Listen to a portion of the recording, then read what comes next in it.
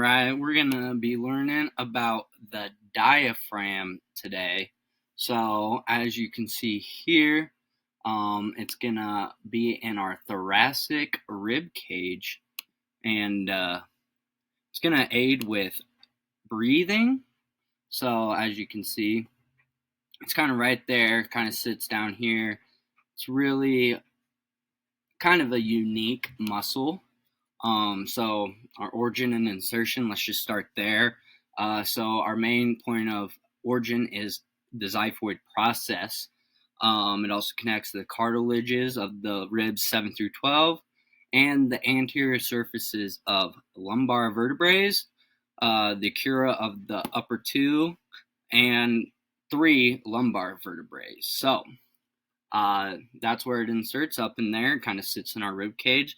And so now our insertions are the central tendon that blends with the anterior longitudinal ligament of the vertebral column. So as it goes down there, we can see that with the line of pull, it's going to go downward. So the nerve that kind of interacts with is our phrenic nerve, or our C3 through C5. So that's going to be the nerve that innervates it. Any damage to that, it's going to affect that muscle, and it's going to affect our breathing a little bit. So and what the diaphragm really does, its action, it expands the thoracic cavity and compresses the abdominal cavity. So as we go to our visible body here, we can really get a good look at where this sits. Sits right up in there. And so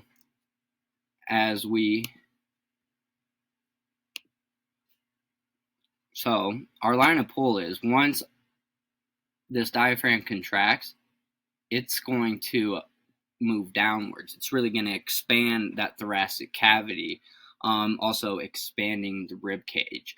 It creates a low pressure system inside of our body, and as we know, that air travels from a high pressure to a low pressure. So as it expands, it allows inhalation to come in and us get our breath of fresh air. So then when it relaxes, it starts to compress that abdominal cavity, bringing them in,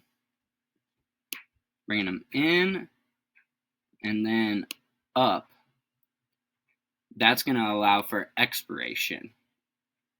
And with that, that's not really any work going on. That's a lot of gravity, and then just the way that the muscle works, it's going to compress our lungs and our abdominal cavity, and kind of passively also forcefully exhale that breath that we had just taken.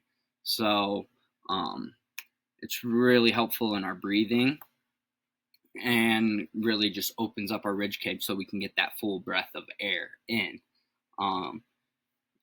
It's in our chest, and so, like most muscles, they cramp. So we can get cramps in there that people mistake for, chest pain of having a heart attack, but sometimes it can just be that diaphragm having a cramp, and that gives us chest pain.